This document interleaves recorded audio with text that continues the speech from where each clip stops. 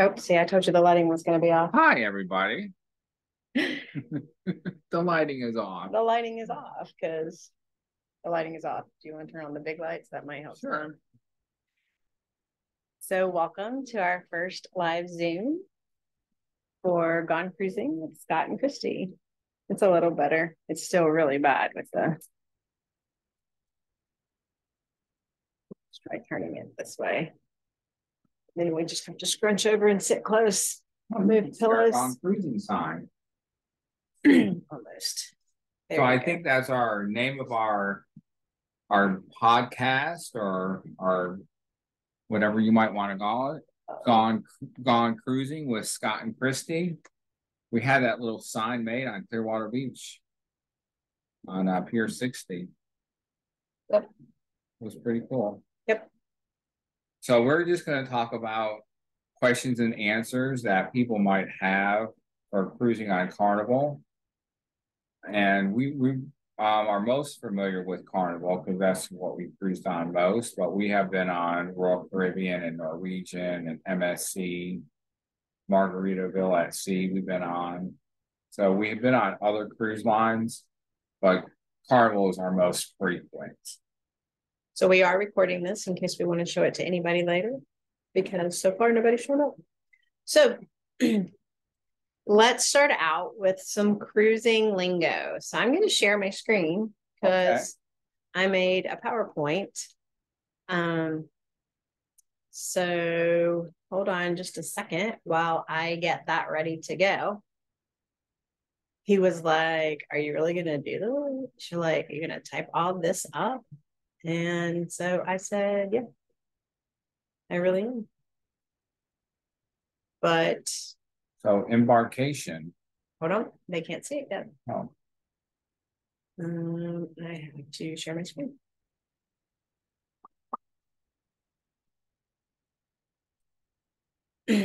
All right, we are screen sharing. And we're going to view the slideshow. There we go. So, cruising lingo. What is that? It just means that we're... Yeah, that was me over there. All right, cruising lingo. So let's talk about some words you may hear when you're on a cruise. The first one, and the most exciting one, is embarkation or embarkation day. Yeah, and what does that mean? We're getting on the ship. Means we are getting on the ship. Embarkation, yay. Debarkation, ugh. And what about forward? So there's all this ship lingo. So if you want to sound like really super ship scholarshiply,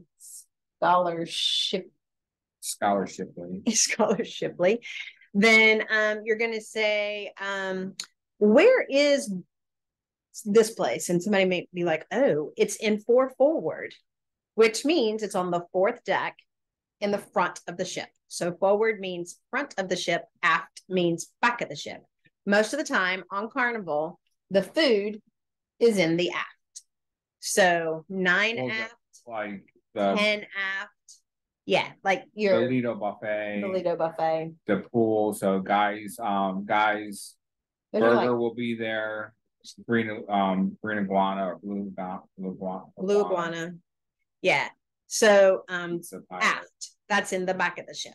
Cabin, your room is your cabin. So now let's talk a little bit about, we didn't have a different slide for this, so let's talk a little bit about cabins. Like, where should a first-time cruiser get a cabin? Should you do an interior? Should you do a balcony? Should you do a ocean view? Should you go all out and do a suite? Well, I think everyone should try every type of cabin. I'm going to tell you, don't try a type of cabin you're not willing to buy every time after that. That's right. Because so I'm completely cool with an interior cabin. I don't get claustrophobic. I don't do a whole lot in the cabin except for change clothes and sleep. Get ready.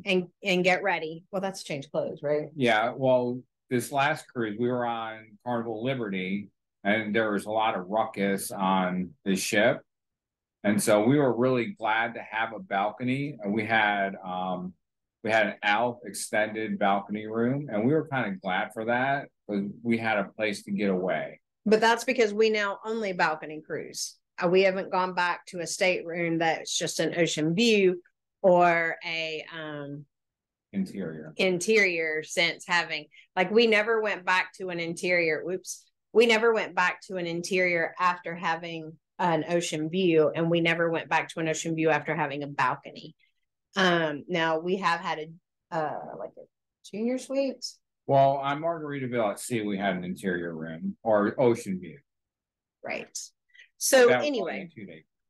Yeah. So Scott, however, though, is a little bit claustrophobic. And so he does not like to have no window, at least. So he's willing to go with the window. Now, as far as the motion of the ship, mid-ship in the center is going to have the least amount of motion. Front of the ship and back of the ship are going to have more of your motion. Back of the ship can sometimes, if you're in a back balcony, we had this last cruise, get some of the soot from the smokestack. And also when they're pulling into port real early in the morning, you can, if you're in the aft of the ship, you can definitely hear the noises coming from the propeller and the engine. Yes. So that's something to consider. But there's a lot less traffic in the back of the ship. So like people running by your room and like it's really cool to pick out that ship map and be like, ooh, we are right by the elevators. But just remember that everybody that's not right by the elevators is going right by your room. So there's going to be a lot of loud talking, a lot of running up and down the halls and stuff like that. So if you want a quieter room, back of the ship, front of the ship, where not as many people pass by. Yeah, good tip. Pro tip. We have those later. All right, repositioning. A repositioning cruise is when a cruise ship moves from one region to another, and that's usually seasonally. Like, so let's say that the Carnival Sunrise has been going in and out of Miami, cruising the Caribbean, and they decide they want to take it to Alaska. They will do a cruise that goes from Miami to Alaska. They'll do a repositioning, like if in that case, they do probably go through the Panama Canal. So they'll do a repositioning cruise to the west coast of the United States instead of the east coast. So do those tend to be cheaper? Repositioning cruises? They can be cheaper. But you're not going to come back to the same port you left. So if you drove to the port, your car's going to be in Miami and you're going to get off the ship in Alaska. So you're going to have to fly back. So keep that in mind. You can also do transatlantic cruises. Those tend to happen in like April, and those are other repositioning cruises. So a cruise ship is starting out or has cruised in one region, maybe the Caribbean, and then it's moving over to the Mediterranean. So that will be a repositioning. Right. We've never been on a repositioning cruise. FYI. Or a transatlantic. Goals. All right. Port side is the left side when you are facing forward. If you're not facing forward, if you're facing aft, then the port side's not your left, it's your right. Which makes it really well. See, what was cool, one of the things I really like about Norwegian, on the carpet they had a little fish that were going forward. Yeah, the fish always so you knew whether you could always tell whether you're going forward. Am I going forward or backwards? And that's important to know. Now, even those of us who don't get the drink package sometimes lose our room. So if your room's in the front or the back, it's important to know which way you're going, especially if you're not good with numbers or if you have the drink package. We have seen several cruisers lost looking for their rooms. And so how do we know where our room is? What do we do to our room doors? We decorate our room doors. It makes it really easy to see our door, and we know where that's at. And you should have one of your little signs over there. Yeah, we get magnets made. We get magnetic signs because a lot of the doors are magnetic. So if you get a magnetic sign, it just sticks right on the door. It's pretty easy decorating. If the door is not magnetic, you might want to bring command strips just in case. So the starboard side is the right side when facing forward, and debarkation day is the saddest day because you're having to get off the ship. And they want you off that ship quickly. Yes, they're not playing around on that day. So do your room steward a favor. Don't dally. They've got to get those rooms clean for the next people who are having embarkation day. All right. Cruising alphabet soup. Sometimes when you're a seasoned cruiser, you just throw out these letters and nobody knows what they mean. So Scott will say, I picked up FTTF and I'm like, that's for Carnival. That's for Carnival. And I'm like, whoa, whoa, whoa, whoa, whoa. So FTTF, faster to the fun. Should you get faster to the fun? Well, before the pandemic, it was really worth it because before the pandemic, everyone kind of came to the port at the same time. They checked in at different times, but the cruise line never really enforced it. So it was just a cluster blank of people. A cluster. Oh, never mind. A cluster blank of people, right? And so a lot of times you'd wind up waiting in line for a long period of time. So I would always get faster to the fun because they have a separate line. It's like a priority line. Yeah, and so you get on a lot faster. Your room is done.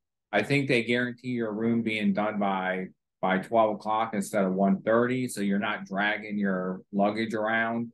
But post-pandemic, I don't think it has made that much of a difference because they hold to your check-in time a little bit more strictly. And what Carnival has also come out and done, as they say that you can come and drop your luggage off at your room if it's done by, I think, 11:30. So if you're on the ship after 11:30, but before 1:30, you can go to your room and drop your luggage off, which is a huge plus because then you're not dragging your stuff all over the ship. So if you're on Royal Caribbean, they don't do that. I don't think they allow you to your room until it's ready. So you're dragging your luggage all around. So remind me when we get to pro tips to talk about some ways to get better service. So OBC or FCC, which is not the Federal Communications Commission in cruising, it is the Future Cruising Credit, which you can sometimes get if you have to. Your cruise got canceled or you had some sort of really bad experience on a cruise, they might give you some future cruise credit. All right, OBC, onboard credit. That's always cool. That's always cool. Sometimes when you book a cruise, that will be included on. Our last cruise, we had $100, which was nice. Or if you're having some sort of issue on board, they might give you some onboard credit to compensate. But it has to be used before you get off the ship. It's not transferable. And you can pretty much use it for whatever you want on board. If it goes against your sail and sign card, then it will come off on your OBC first. Okay. Somebody texted me in the middle of that. Oh, that's okay. So did you say that you use it or lose it? Onboard credit? Use it or lose it. Use it or lose it. MDR, main dining room. This is the place where you go to have dinner if you don't want to eat from the buffet. You usually have, or the specialty dinings. You usually have a dinner time. There's early dining, there's late dining, and there's anytime dining. So which is best? Well, it really kind of depends on how you like to cruise. We do early dining, 6 o'clock, which is like 6 o'clock, so that then we can go to the comedy shows and still get in bed by the time the old people get in bed.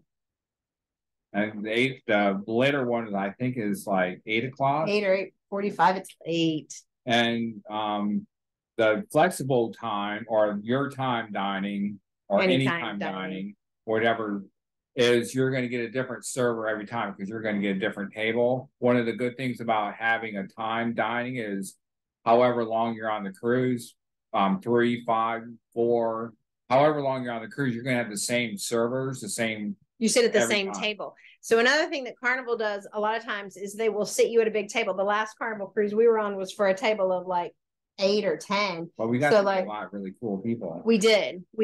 So our table was for 8 or 10. At most, there were only 2 or 3 couples there any one night.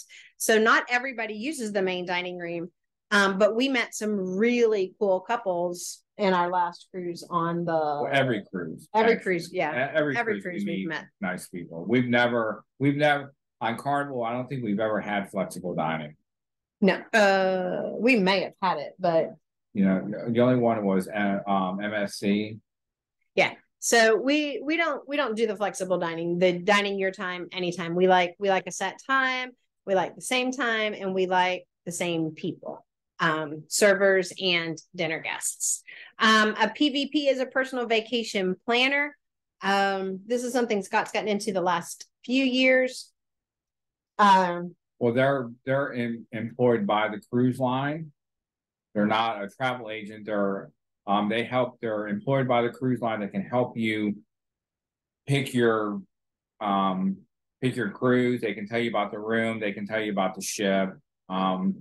You can call them before you pay the last time.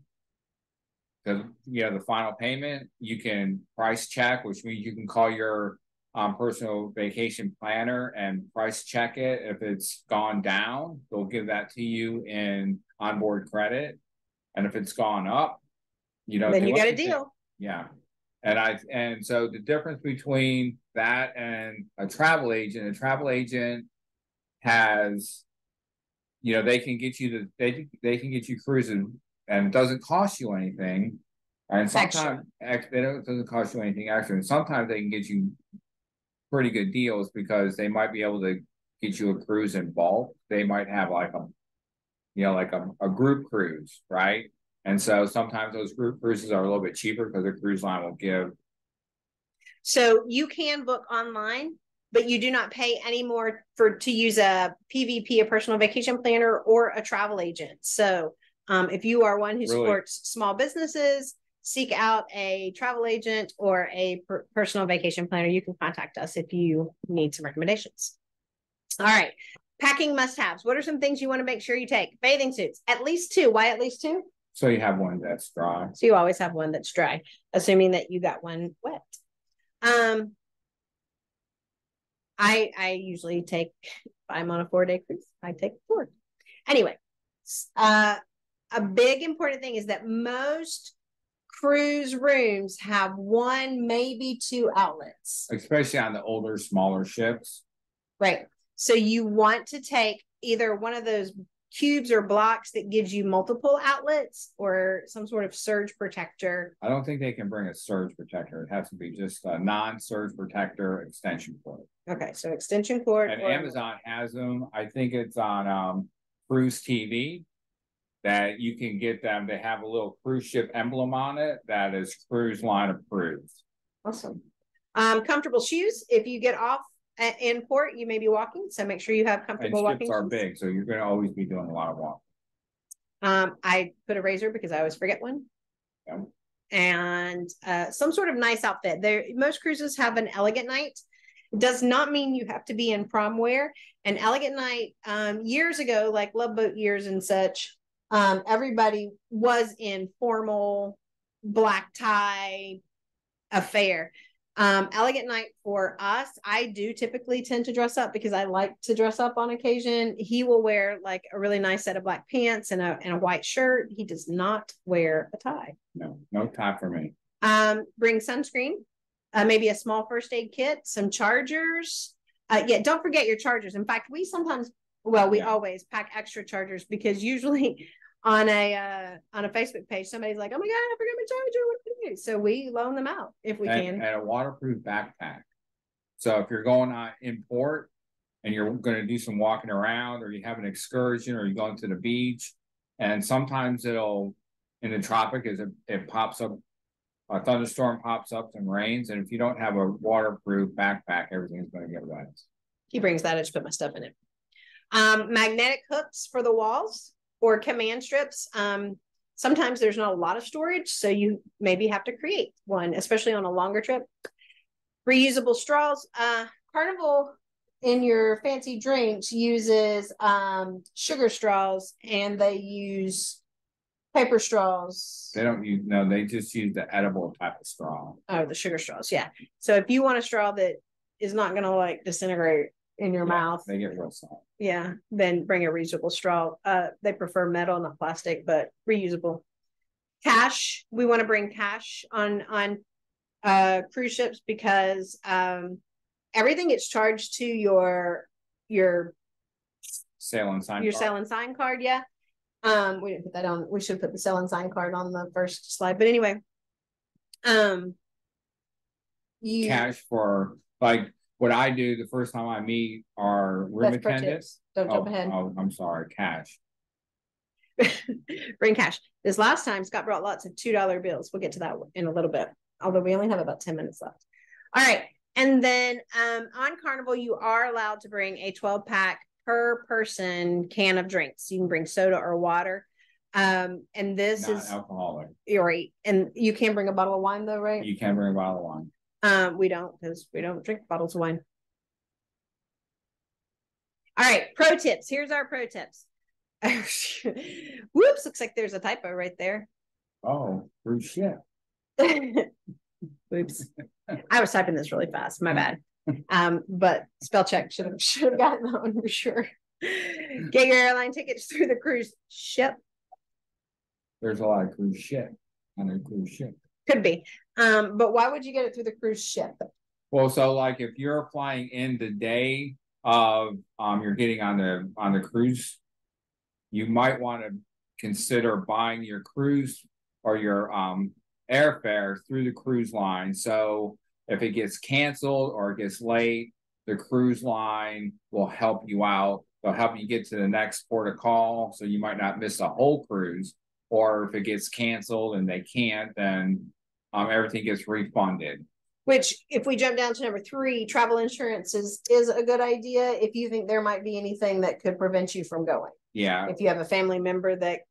It's not for just, I don't feel like going. It's for some legit thing that has to be documented, but it's more than just some sort of travel interruption. Like if you get hurt on the cruise ship, there's medical coverage. Like if there's a medical, you have to get flown off by Coast Guard helicopter, that's like $50,000. So that'll cover that. They'll cover lost luggage. If your flight is canceled and you need a hotel room, they'll cover that. So there's a lot of good things about having travel insurance. So price shop that, and you don't have to get it through the cruises. You can, there's third-party independent travel insurance. And if you think you're going to cruise or travel more than once or twice a year, you can consider getting yearly travel insurance instead of just per trip. Right. Also, get a passport. It's so much faster if you have a passport. If you have to do that birth certificate mess, it takes so long. And yeah, so if your cruise is planned out for 6 months or better, go ahead and do the paperwork to get the passport. Price shop your cruises. You can sometimes get a better deal. Door decorations, we kind of already talked about. Pros and cons of pre-buying your cruise. No, well, it's not pre-buying your cruise. It's pre-buying. You said pre-buying. I'm sorry. It's pre-buying. Prepaying for things on the cruise. Like, so this is what happened to me. So this last cruise, I bought Faster to the Fun. And then maybe 3 weeks before that, maybe a month before that, I decided I was going to cancel it. And so it wasn't a huge amount. I think it was like $60. And so, but the problem was, instead of it going back to my payment method, it went to onboard credit. So sometimes it's hard to spend onboard credit, because I don't want to buy just little knickknacks if I don't want to. Photos, you can always buy photos. Listen, that onboard credit, we can eat that up in some girl photos. You can. Because the photos are very expensive. Faster to the Fun, we kind of already talked about that. Cruising ducks, that's a fun little thing Scotty likes to do. So cruising ducks are little rubber duckies. Oh, he's going to grab a rubber ducky. Oh no, don't grab that rubber ducky. Little rubber duckies. Oh, okay. This is one that we bought on Bahama Paradise, and you put a little tag on it and you hide them, and hopefully the person that finds it will go on to the Facebook group Carnival Cruising Ducks. And they will post that they found your duck, and it's just kind of a cool little thing. This was on the Bahama Paradise, though, not a Carnival cruise. Serenity area, if you are 21 or over. 18 or over. 18 or over. I'm over both of those. I'm over both of those added together. You can go on the Serenity deck. Sometimes it's a little bit less crowded. We usually have the hot tub. Yep. Up there, and sometimes a pool. In your room, use the safe for your valuables. All right, where do you eat? Let's talk about cruising food. All right. Well, so one of the things that we always do is we always eat breakfast in the main dining room. We do not hardly ever. I mean, I'm not going to say we've never done it, but we rarely go to the buffet for breakfast. We always go to the main dining room. It is sit down dining. They're open special hours. You can, on your Carnival Hub app, which get the Carnival Hub app, you can make your reservations, and usually the table's ready by the time you walk down there. So make your reservation as you're leaving your room. By the time you get down there, your table's usually ready. They have some really good stuff. They have that French toast that's so good. I wouldn't know. I usually have the omelet or the frittata or something like that. I had the shrimp and grits.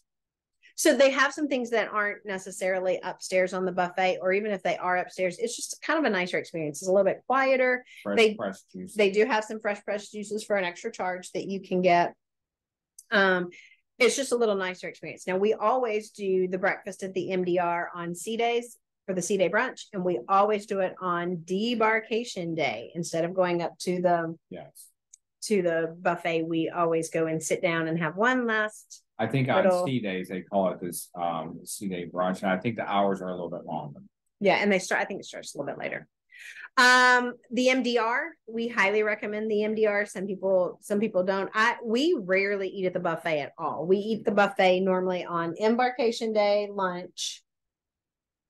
Yeah, I don't go to the buffet. I'm not a big buffet guy. We might get a snack from the buffet. Cookies. For a lunch. Well, he does. Man, I'm addicted to those cookies. He does get a lot of those cookies. I mean, like, he brings clean Ziploc bags on the cruise ship in his suitcase so that he can go, and we always have those little cookies. And I eat them very slowly. I try to stretch them out from one cruise to the next. Yeah, I don't know where they are now, which is a good thing. Or they wouldn't last. Specialty dining at lunch. Oh, specialty dining, to purchase or not to purchase? Should you do specialty dining? We do. We usually get something. We usually go to either this last one we went to Fahrenheit 555, and it was really outstanding. We were kind of disappointed that they didn't have the dessert art or the table art. Mm-hmm. But they said they were bringing that back. And that's where they kind of created dessert on a big. Lots of different tastes, but small little. It was pieces. Outstanding. It was really fun. So sometimes, however, there's a specialty Italian restaurant, there's a specialty barbecue place, there's several specialty restaurants that you have to pay extra for to have them at dinner. But at lunch, they have smaller portions of some of their more popular items complimentary at lunch. So be sure you check out whatever ship you're on to see what specialty restaurants may be open at lunch for no extra charge. I think it's more of a noodle bar or a pasta bar. Right. Instead of a full Italian place, right. And then buffet on embarkation day can be crazy. Yes, everybody's going there. I like that's usually when I get my taco salad at the Blue Iguana, but you're going to wait in line, and you're going to wait in line for quite some time. So it's also notable to check to see if any of those specialty dining restaurants are open on embarkation day. They don't tend to be a lot of them, but there are some. Pigs and Anchor are usually open. Capitano is usually open, so you can go to those restaurants, those specialty restaurants, and get a meal that is at cost. It doesn't cost you anything extra. So we need to be wrapping this up. Luggage to check or not to check? Depends. I say don't check. I say don't check either, especially if you're going to be in a hurry getting off the ship. Or, I mean, even getting on the ship, if you have anything in your luggage that might be flagged, it may take you hours to get it. It usually is not bad, but I just prefer to drag mine on, even if I have like a full-size check bag piece. This last cruise, one of the things we did, instead of getting the spa, like some sort of spa package on the ship, which has gotten pretty costly. Yes. We searched Groupon, found a spa place near the port. We went and had a couples massage before we got on, which put us a little later getting on, which was fine, because then we were able to drag our luggage up and on and straight to the room. Yeah. And that still says cruising lingo, but that's the last of this.